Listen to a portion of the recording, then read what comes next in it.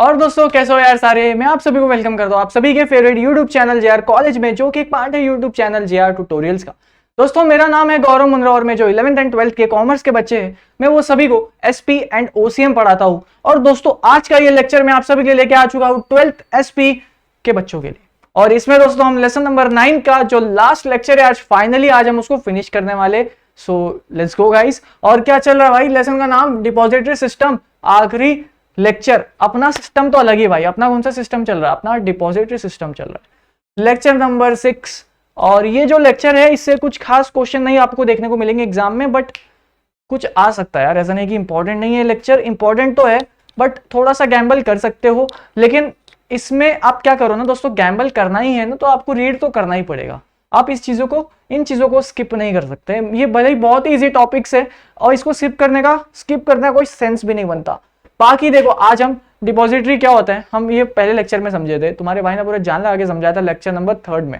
आज ये लोग बता रहे कि डिपॉजिटरी अपने देश में कितने प्रकार के हैं, कितने टाइप के हैं। तो मुझे बताओ, एक बात बताओ, ये टॉपिक पहले होना चाहिए था या अभी होना चाहिए था?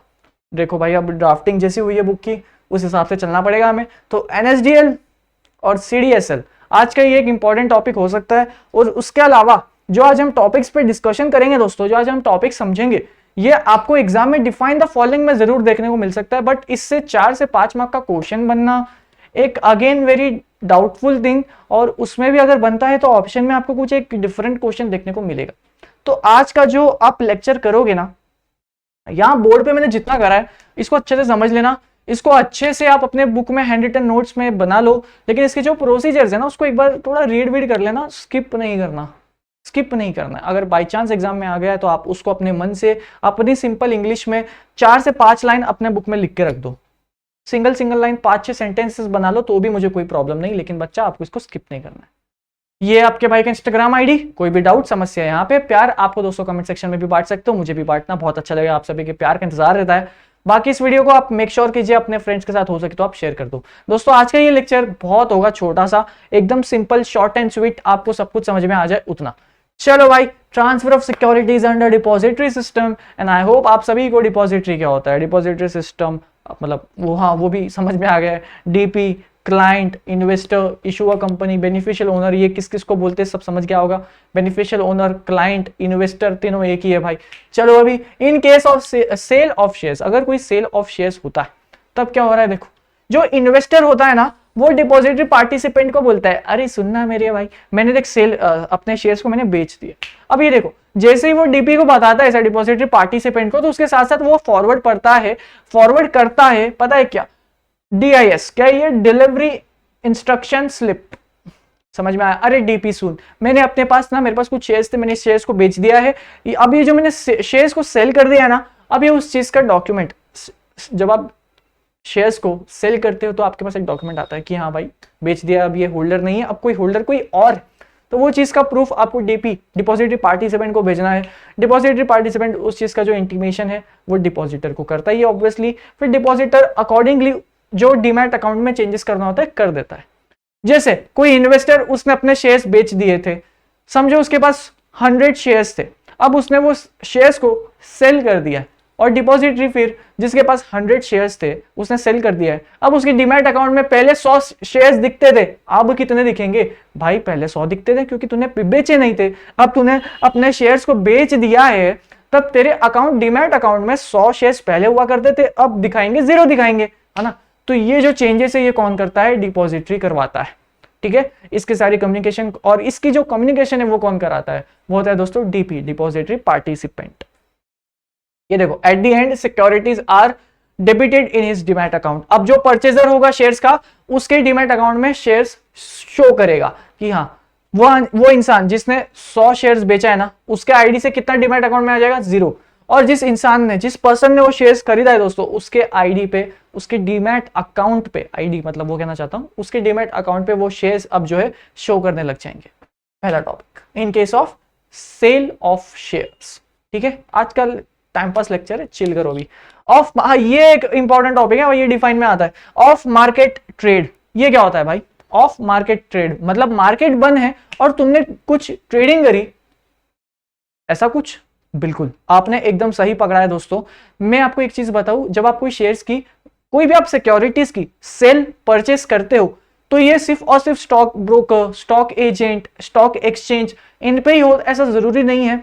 आप सोचो ना यार, कभी आप किसी राह चलते आदमी ऐसे चल रहे हो आप, ठीक है, आप बस एकदम ऐसा आराम से जिंदगी जी रहे हो, आपके पास एक पर्सन आता है आपके सामने, आप उसको देखते हो, अरे कैसा है, हेलो हेलो हेलो, हाँ भाई सब बढ़िया, अरे मस्त चल रहा है भाई जिंदगी, तू बता तेरा भी मस्त चल रहा है, अरे सही है, अभी तूने वो कंपनी का आईपीओ लिया क्या, अरे क्या बात है यार, तेरे पास उस कंपनी के 10 शेयर है, अच्छा सुन ना मैं क्या बोलता हूँ, मार्केट बंद है दोस्तों, वो दोनों तो पर्सनली एक दूसरे को जानते हैं, पर्सनली उन लोग का कनेक्शन हुआ, वो लोग ने मार्केट पे नहीं देखा, मार्केट पे कौन क्या बेच रहा है उन्हें नहीं पता, ये तो अपनी आपस की डिस्कशन में लगे हुए हैं। वो बोलता है कि मेरे पास 10 शेयर्स हैं लेकिन मैं मार्केट पे नहीं बेचना चाहता यार, मैं ऑफ मार्केट ट्रांजैक्शन करना चाहता हूँ।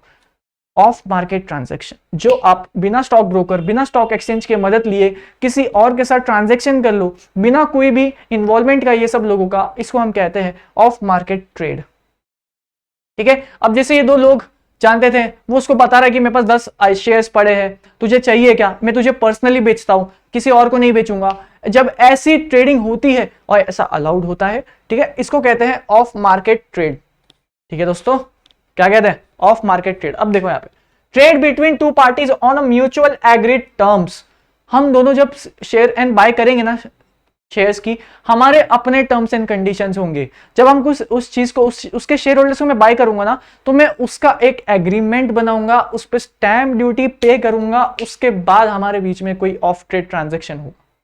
समझ में आया? मतलब इन शॉर्ट, अगर कोई ट्रेडिंग आप स्टॉक ब्रोकर या स्टॉक एक्सचेंज पे करते हो, उसे पता है क्या बोलते हैं, उसे मार्केट ट्रेड बोलते हैं।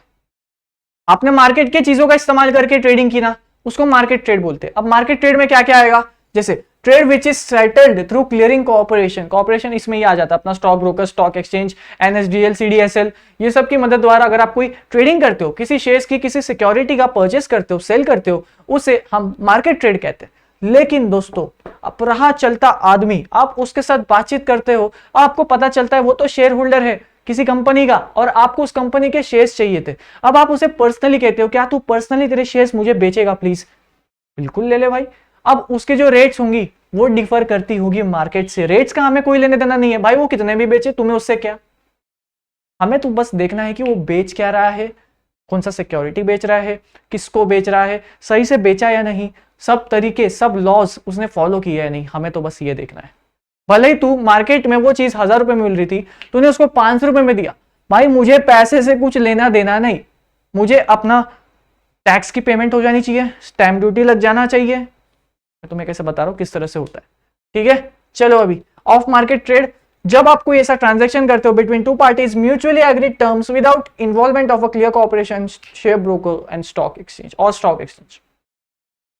और देखो यार दोस्तों, ऑफ मार्केट ट्रांजैक्शन में ना दोनों पार्टी एक दूसरे को जानती है, या एटलीस्ट वो लोगों ने अपने कंडीशंस पे इस एग्रीमेंट को एंटर किया है। लेकिन दोस्तों, जब हम स्टॉक एक्सचेंज पे ट्रेडिंग करते हैं, कौन बाय कर रहा है, कौन खरीद रहा है, हमें पता भी नहीं है, हमें सिर्फ शेयर्स हमारे अकाउंट में, डीमैट अकाउंट में शो होते हैं, सिक्योरिटीज शो होते हैं, हमें तो पता भी नहीं है कौन उस चीज को खरीद रहा है, कौन उस चीज को देख रहा है। लेकिन ऑफ मार्केट ट्रेड में हम साफ साफ उससे बातचीत कर सकते हैं, उसका नेगोशिएशन कर सकते हैं, तो ये बेनिफिट होता है ऑफ मार्केट ट्रेड का। और मैं आपको बता दूं दोस्तों, ऑफ मार्केट ट्रेड ऐसा नहीं है कि रियलिटी में नहीं होता, रियलिटी में ये भी होता है और बहुत ही अच्छे लार्ज स्केल पे होता है।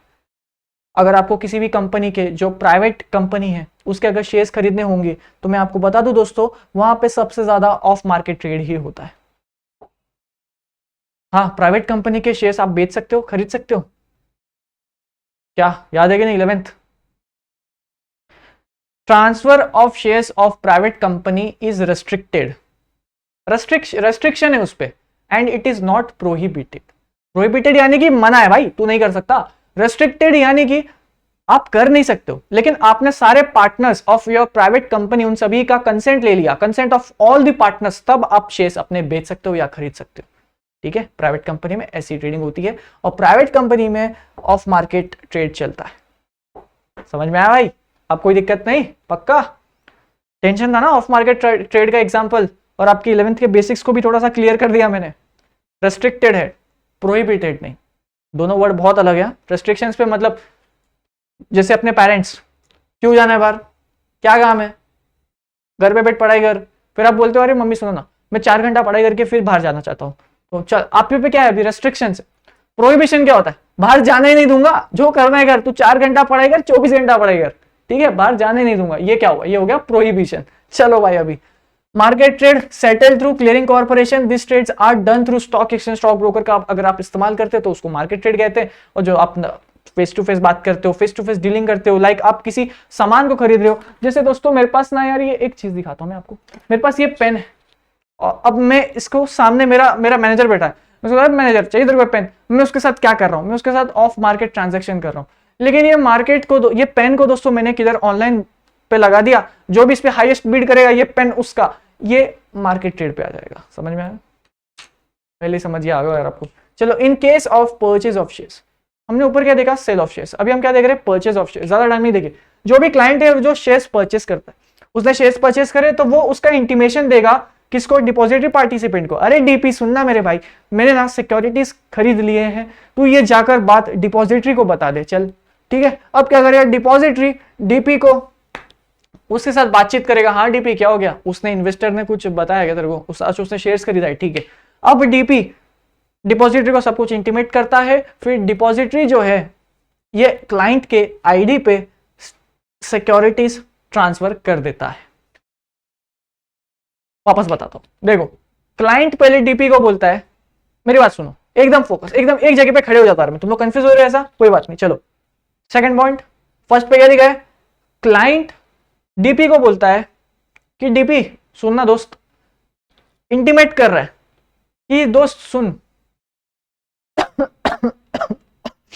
सॉरी यार दोस्तों, क्लाइंट डीपी को बोलता है अरे डीपी डिपॉजिटरी पार्टिसिपेंट सुनना, ये बंदा जो है ना, ये पर्सन कैमरे के पीछे, ये अपने शेयर्स बेच रहा था, मैंने शेयर्स खरीद लिए हैं, ये मैं तुझे इंटीमेट कर रहा हूं। अब डीपी इसकी इंटीमेशन डिपॉजिटरी को कर देता है, फिर डिपॉजिटरी डीपी की बात सुनती है, सब कुछ चेक करती है, हाँ भाई सब अच्छे से हो गया। अब डिपॉजिटरी क्या करती है, क्लाइंट के डीमैट अकाउंट में उतने सिक्योरिटीज ऐड कर देती है कि उसने परचेस किया है ना, तो उसके डीमैट अकाउंट में दिखना चाहिए परचेस में। समझ में, बस इतना ही। अब इसका जो प्रोसीजर है, एग्जाम में बहुत रेयरली पूछा है, बट जब जब पूछा है बच्चे रो देते क्योंकि बच्चे इसको स्किप करके जाते हैं। तो जो भी प्रोसीजर होगा ना, जैसे 4 लाइन का प्रोसीजर है, तो आप उसको लिख लो यार, लिख लो प्रोसीजर। देखो अगर आपको मीनिंग समझ गया, ऑफ मार्केट ट्रांजेक्शन समझा, मार्केट ट्रेड समझा, फिर वो बाय वाला समझा, सेल वाला क्या था यार वो, तो उसकी प्रोसीजर भी एक बार देख ही लो। अब यह आखिरी टॉपिक, और इसमें हम मैक्सिमम 5 मिनट्स हमें लगेगा। जैसे हमने बात की थी अपने देश में सिर्फ कितने डिपॉजिटर्स है, तो दोस्तों 2 डिपॉजिटरी अपने देश में, डिपॉजिटर्स नहीं डिपॉजिटरी सॉरी, तो अपने देश में टोटल 2 डिपॉजिटरीज है अपने देश में। क्या नाम है उनका, NSDL एंड CDSL। मैंने आपसे इस सभी का फुल फॉर्म मांगा था और वो आज मैं फुल फॉर्म आपको बताऊंगा। तो NSDL stands for national securities depository limited. Limited sound कर रहा है कि ये कोई तो पब्लिक कंपनी है, क्योंकि पब्लिक कंपनी के आगे लिमिटेड लगता है, अगर प्राइवेट कंपनी होती है तो उसके आगे तो प्राइवेट कंपनी लगता है, तो ये तो लिमिटेड कंपनी यानी कि एक पब्लिक कंपनी है। आओ चलो आगे देखें, तो इट इज फर्स्ट, अच्छा ओके, मतलब सबसे पहला इंडिया में जो डिपॉजिटरी था वो कौन था, NSDL, समझा, first and the largest depository in India. अरे भाई 2 तो डिपॉजिटरी है, तुम उसमें भी फर्स्ट एंड लार्जेस्ट कर रहे हो, ठीक है। CDSL NSDL, कौन आया था पहला, NSDL, सबसे बड़ा कौन है, NSDL, कब हुआ था एस्टेब्लिश, 1996 में। क्लियर, पहला पॉइंट एग्जाम में आप लिख कर आओगे, बहुत ज्यादा इंपॉर्टेंट। सेकंड पॉइंट भी इसका बहुत ज्यादा important, it is promoted by IDBI industrial development bank of India and UTI unit trust of India, ठीक है, and NSE national stock exchange. ये 3 लोगों ने मिलकर इसमें बहुत मेहनत करी है इस चीज को प्रमोट करने में, किसको, NSDL को प्रमोट करने में। इसका नाम आपको एज इट इज लिखना है, फुल फॉर्म लिख के आना है, शॉर्ट फॉर्म नहीं लिखना है। IDBI industrial development bank of India unit trust of India and national stock exchange promote किया है किसको, NSDL को। 2 पॉइंट हो गया पक्का। इसका हेडक्वार्टर कहाँ पे भाई, अपनी मुंबई में, ठीक है, तो ये पॉइंट भी हो जाएगा। चलो बच्चा अगर एग्जाम में right a short note on NSDL आता है तो आप ये स्टार्टिंग के 3 पॉइंट्स लिख कर आओगे, first and the largest established on 1996, फिर it is promoted by IDBI UTI and NSE इसका फुल फॉर्म, फिर उसके बाद हेडक्वार्टर तो अपना मुंबई में है। चलो इट इज जैसे अभी हमने बात की थी national securities depository limited, now limited stands for the public company, तो ये देखो it is a public limited company registered under the companies act 2013। Public company है तो इसका मतलब उसकी रजिस्ट्रेशन किस में हुई होगी, कंपनीज एक्ट में हुई होगी, ठीक है। Ready, 4th point. अब ये कैसी कैसी सर्विसेज प्रोवाइड करता है, तो भाई दोस्तों ये प्रोवाइड करता है अकाउंट मेंटेनेंस की, डीमैट की, रीमैट की, उसके बाद आप कह सकते हो नॉमिनेशन की, ट्रांसमिशन की, डिविडेंड डिस्ट्रीब्यूशन की, और भी बहुत सारे सर्विसेज है जो हमें ये प्रोवाइड करता है। इसमें एक और सेंटेंसेस है कि कौन कौन एनएसडीएल में पार्टिसिपेट करता है, तो वो भी आपको एग्जाम में लिखना है। बट वो ब्रोकर, स्टॉक ब्रोकर, ये सब आपको पता है, लेकिन ये ऐसे 5 पॉइंट्स है जो आप कोई भी हालत में मिस नहीं कर सकते। ये टोटल इसमें 6 पॉइंट्स है, 6 के 6 पॉइंट्स आपको लिखने हैं। चलो, सीडीएसएल एग्जाम में आने का बहुत कम चांस है। या तो एग्जाम में पता है क्या आएगा, right a note on depositories in India, तो इसमें आपको एनएसडीएल भी बताना है, सीडीएसएल भी बताना है। Right a note on NSDL, तो आपको 6 के 6 पॉइंट लिख के आने हैं। नेक्स्ट हो जा भाई। चलो, आखिरी टॉपिक ये पूरे लेसन का, and finally we are here for the last lecture, last slide, the last topic. Let's go. क्या नाम है सीडीएसएल का? Central depository service limited. Limited stands for public company. Public company, एक line ready. It is public company registered under the companies act 2013। ये line तो लिख कर आ जाओगे, इसका फुल फॉर्म लिख के आ जाओगे। चलो 2 लाइन रेडी। ये देखो, began its operation in February 1999। Okay, तो ये आपको ईयर याद रखना पड़ेगा, ईयर अलग है। चलो, अब इसको प्रमोट किसने करा था? बॉम्बे स्टॉक एक्सचेंज ने, jointly with several banks. Bombay stock exchange के साथ कुछ बैंक्स ने भी इसका साथ दिया था, कमर्शियल बैंक्स। हेडक्वार्टर अपना मुंबई। देखो दोस्तों, मुंबई वाला पॉइंट, बीएससी वाला पॉइंट, ये वाला पॉइंट, ये वाला पॉइंट, और ये एक पब्लिक कंपनी है, तो it is registered under the company act 2013। 4 point लिख के आ जाओगे। ऑफर्स, और ये कैसी सर्विस प्रोवाइड करता है? तो ये भी डीमैट सर्विस जैसी कुछ प्रोवाइड करता है, as similar to NSDL, national वाली। इसकी जो सर्विस है इसकी सर्विस से मिलती जुलती है, वो लाइन का मतलब था। ठीक है, तो दोस्तों इसी के साथ हमने इस टॉपिक को भी एंड कर दिया है। Finally lesson number 9, I guess it's the most complicated lesson for your 12th class students. ठीक है, बहुत ही कॉम्प्लिकेटेड है बट इंटरेस्टिंग है। अगर दोस्तों आप, डिपॉजिटरी कौन होता है? डिपॉजिटरी पार्टिसिपेंट, क्लाइंट, और उसके दो तीन नाम, बेनिफिशियल ओनर, इन्वेस्टर, और अपना इशूअर ऑफ कंपनी। अगर आप ये 4 चीज में कंफ्यूज नहीं होना, तो ये पूरा चैप्टर आपका बहुत स्मूथली जाएगा। बट अगर आपकी कंफ्यूजन वो चारों में अटक चुकी है, तब ये लेसन रुला देगा भाई। इसके प्रोसीजर डिफिकल्ट हैं, इसके प्रोसीजर तभी आएंगे जब आप उस चीज को बार बार लिख के याद करोगे, क्योंकि देखो प्रोसीजर एज इट इज याद करना होता है। आप उसमें अपने मीनिंग से कुछ नहीं लिख कर आ सकते, तो प्रोसीजर को आपको याद करना है। उसको 2 से 3 बार लिखो, चिल्ला कर, गाना गा कर लिखो, वो याद हो जाएगा। इजी है, टेंशन ना लो। बाकी हम इस लेसन को अब यहाँ पे एंड करते हैं। कोई भी डाउट, समस्या, आप प्लीज मुझे इंस्टाग्राम पे कांटेक्ट कीजिएगा, गोल्डी मुंद्रा _ मैं आपके डाउट्स को मेक श्योर करूंगा, एंटरटेन करूं। और अब वैसे भी मैं करता ही हूँ यार, सारे आपके डाउट्स क्लियर हो गए होंगे अब तक, जितने भी बच्चों ने मुझे टेक्स्ट करा है। कमेंट सेक्शन में प्लीज बताना दोस्तों आपको हमारे साथ पढ़कर कैसे लगा, एंड प्लीज और कोई भी इंप्रूवमेंट हमारे साइड से हो सके तो प्लीज उसे बताना, हमें अच्छा लगा सुन के आप सभी के फीडबैक्स को। चले फिर एंड कर दे lesson number 10, dividend and interest. चलो यार दोस्तों, इस लेक्चर को मैं यहाँ पे एंड करता हूँ। मिलता हूँ आप सभी से लेसन नंबर 10 के साथ। अब उसके बाद 11th एंड 12th बहुत जल्द हमारी एसपी की जर्नी 12th के बच्चों के साथ भी खत्म हो जाएगी यार। तो चलो एंड करता हूँ अभी, ठीक है। अच्छे से पढ़ाई करो, मजे करो। इस लेक्चर को मैं यहाँ पे एंड करता हूँ।